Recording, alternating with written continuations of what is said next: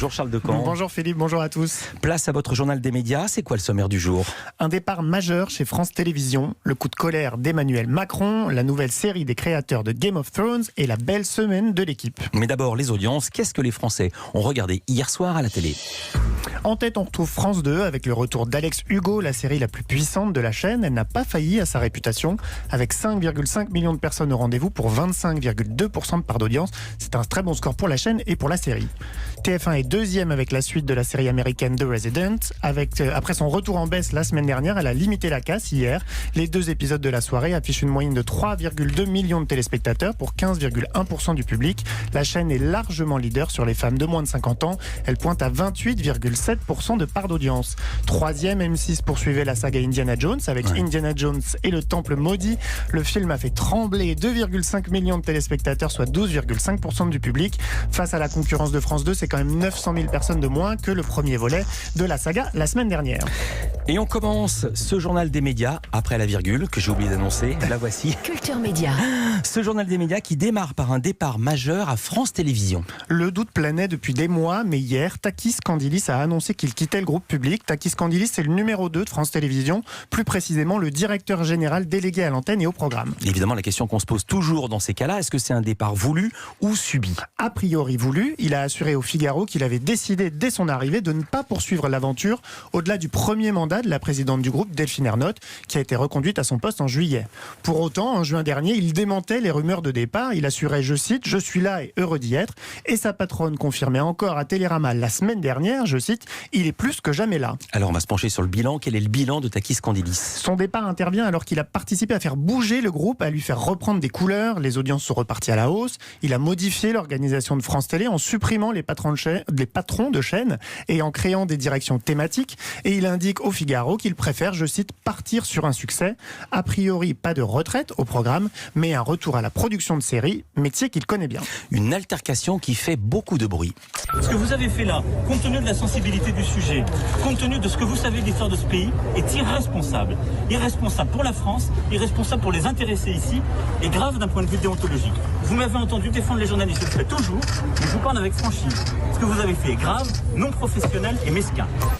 La scène se passe au Liban mardi soir et elle a été capturée par LCI. Ce que vous venez d'entendre, c'est Emmanuel Macron qui incendie le journaliste Georges Malbruno. Et alors qu'est-ce qu'il a fait pour mériter d'être pris à partie aussi violemment et qui plus est en public ? Georges Malbruno, c'est un grand reporter au Figaro. Il est spécialiste du Proche-Orient et il a publié lundi soir un article où il évoque la stratégie du président français pour réformer le Liban. Il y révèle notamment des échanges supposés entre Emmanuel Macron et le chef du bloc parlementaire du Hezbollah, ce mouvement politique dont la branche militaire, on le rappelle, est considéré comme une organisation terroriste par l'Union européenne. Des deux côtés, on estimait hier qu'il était déjà l'heure de tourner la page. Georges Malbruno s'est contenté d'une déclaration auprès de l'AFP. Je cite, « Je suis très surpris de la virulence de cette attaque qui est inacceptable et à laquelle j'ai répondu. Je me suis expliqué avec l'Élysée. Pour moi, l'incident est clos. » Du côté de l'Élysée, on a fait savoir que ce qui avait provoqué cette colère, c'était le fait d'avoir publié ces informations concernant le président sans lui donner le droit de répondre ou de commenter. Là aussi, même conclusion, l'incident est clos. Et forcément, un coup de colère comme celui-ci, ça fait réagir. Et oui, évidemment, les condamnations ont été unanimes chez les journalistes comme dans l'opposition de la France Insoumise aux Républicains.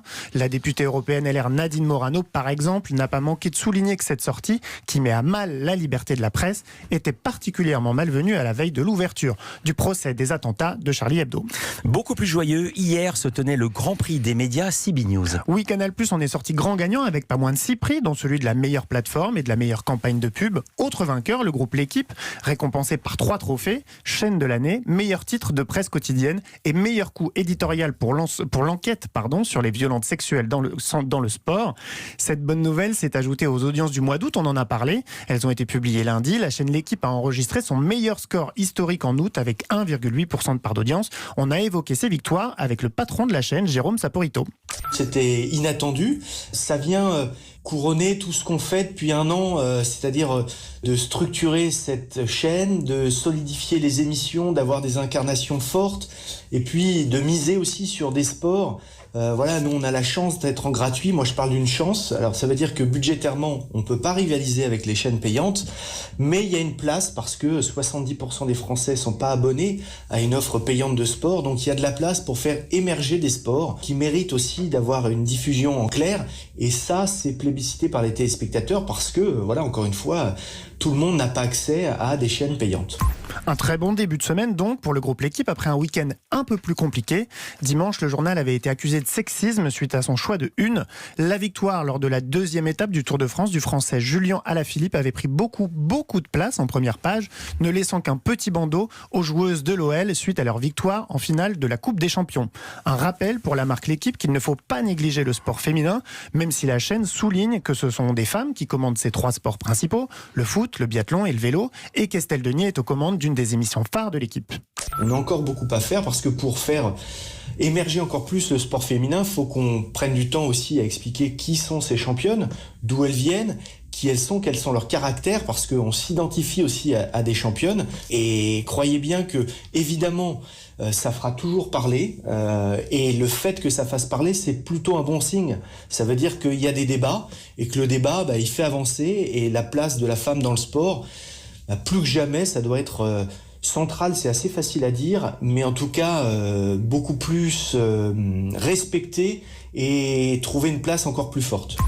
Une campagne d'information originale, campagne contre le Covid à destination des enfants. Oui, c'est la rentrée et France Télévisions a décidé de faire appel aux héros de son offre jeunesse au cou pour apprendre aux enfants à lutter contre le Covid. La chaîne publique a mis à l'antenne une campagne d'information sur les gestes barrières. Objectif, apprendre à se protéger sans inquiéter les enfants, comme nous l'explique la directrice du pôle jeune public et animation de France Télévisions, Tiffaine de Ragnel. Pour rassurer les enfants, on a fait le choix dans Raconte-moi les gestes barrières de favoriser l'identification en s'appuyant sur des personnages des séries d'animation que les enfants connaissent bien, 8 héros pour les plus âgés et 8 héros pour les préscolaires, d'avoir un discours simple, facilement compréhensible, appuyé par des images et d'avoir toujours un ton positif et rassurant.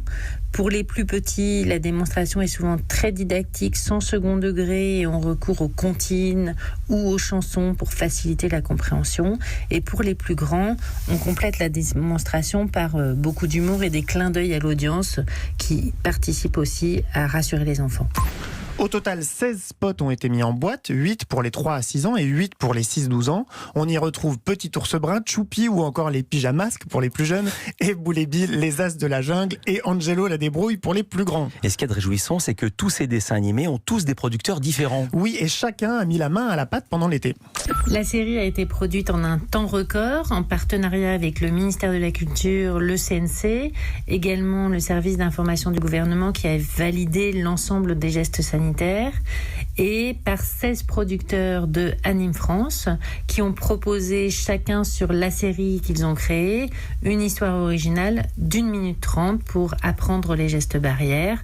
Et cette série, elle peut être lancée grâce à leur travail acharné durant tout l'été, à la rentrée, au meilleur moment pour parler de cette question de la sécurité sanitaire. Les 7 spots sont diffusés depuis lundi sur les antennes de France 3, France 4 et France 5, mais aussi sur les plateformes France.tv, Lumni et bien sûr sur l'application Oku. Attention, oxymore, on vous annonce que TF1 prépare une surprise autour de The Voice. Et oui, si on en croit nos confrères du Parisien, l'année 2021 sera riche en voix. On le sait, on en a parlé la semaine dernière, la 10e saison est attendue en début d'année, avec Amel Bent, Marc Lavoine, Florent Pagny et Vianney dans les fauteuils des coachs. Mais la chaîne et la production ITV Studio France prépare une édition anniversaire qui devrait être diffusée plus tard dans l'année. On imagine fin août à la place de The Voice Kids. Et alors, qu'est-ce qu'elle aura de spécial cette saison ? Alors, on sait très peu de choses. C'est pour ça que je vous dis que c'est surprise, Philippe. On sait très peu de choses pour l'instant, car TF1 et ITV refusent d'en dire plus. Ce qui semble acquis, en revanche, c'est que Zazie et Mika seront de retour en tant que coach. La Une veut faire revenir des jurés emblématiques et les 2 artistes auraient déjà donné leur accord, selon toujours nos confrères du Parisien. Le tournage de cette saison aura lieu dans la foulée de la 10e, a priori autour du mois de novembre. Et là, il y a beaucoup de déçus qui vont entendre cette nouvelle. Il faudra se montrer patient pour découvrir la nouvelle série des créateurs de Game of Thrones. Voilà, a priori pas avant 2022, donc 2 saisons de The Voice, puis cette nouvelle série. David Benioff et D.B. Weiss, ce sont leurs noms. Ils ont enfin trouvé le premier projet qu'ils vont développer pour Netflix. Si je dis enfin, c'est parce que les 2 créateurs donc, de Game of Thrones ont signé leur contrat avec le service de streaming il y a déjà 1 an pour un petit billet de 200 millions de dollars. Ils n'avaient rien fait pour 200 millions. Voilà, depuis 1 an, ils cherchent ce qu'ils vont faire. Le gars qui a fait le chèque, dis donc. Le premier fruit de cette collaboration n'aura pas grand-chose à voir avec le Trône de Fer. Ici, pas de marcheurs blancs, de sauvageons ou de combats de soldats. Il s'agit d'une adaptation de la trilogie littéraire du chinois Liu Cixin, dont le premier volet, qui s'appelle Le problème à 3 corps, est paru en 2007. Alors j'avoue, je ne connais pas. Ça parle de quoi ? Je connaissais pas non plus, je vous rassure. Ça parle du premier contact de l'humanité avec une civilisation extraterrestre. Dans les années 60, une jeune astrophysicienne envoie un message dans l'espace et ce message est intercepté par les trisolariens qui s'apprêtent à quitter leur planète malmenée par ces 3 soleils, d'où leur petit nom de trisolariens. Dégoûtée par toutes les horreurs commises par l'homme, la jeune femme leur envoie des informations qui, elle l'espère, leur permettront de réformer la race humaine. Merci beaucoup Charles Decamp. À demain pour un nouveau journal des médias.